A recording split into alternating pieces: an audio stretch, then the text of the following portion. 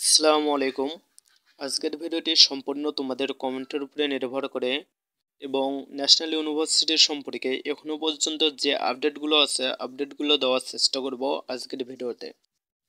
তোমরা এখনো যারা আমার চ্যানেলটি সাবস্ক্রাইব করে রাখোনি সাবস্ক্রাইব করে পাশে থাকা বেল আইকনটি বাজিয়ে দিন, আর যারা সাবস্ক্রাইব করেছো তাদেরকে অসংখ্য ধন্যবাদ।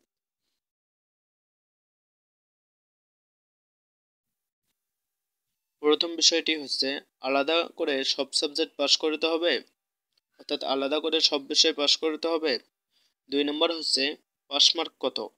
3 নম্বর নেগেটিভ মার্ক আছে কিনা। 4 নম্বর হচ্ছে পরীক্ষা কবে হবে। এই 4টি বিষয় সম্পর্কে আজকের ভিডিওতে অ্যান্সার দেওয়ার চেষ্টা করব।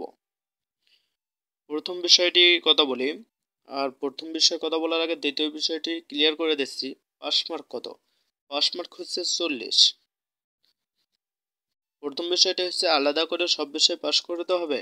না ভাইয়া, তোমাদের আলাদা করে সব বিষয় পাস করতে হবে না, কিন্তু বাংলা ইংলিশে মিনিমাম পাস মার্কটা না থাকলে ভালো কোনো কলেজ অথবা সরকারি কলেজ থেকে অনার্স কমপ্লিট করতে পারবে না। বাংলা ইংলিশে পাস মার্কটা তোলার পর তুমি যেখান থেকে হোক 40 মার্ক পেলেই হবে সর্বমোট, তাহলে তুমি পাস হিসেবে গণ্য হবা। 3 নম্বর বিষয়টি হচ্ছে নেগেটিভ মার্ক আছে। না ভাইয়া, অন্যান্য বিশ্ববিদ্যালয়ের মতো এখানে নেগেটিভ মার্ক নেই।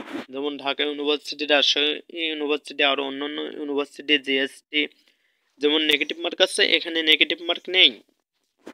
4 নম্বরের বিষয় হচ্ছে পরীক্ষা কবে হবে। এখনো জাতীয় বিশ্ববিদ্যালয় সম্পর্কে চূড়ান্ত আপডেট দেয়নি যে তারা 24-25 সেশন থেকে পরীক্ষা নেবে, না 25 সালের যারা এসএসসি পরীক্ষা দিবে তাদের থেকে পরীক্ষা নেবে।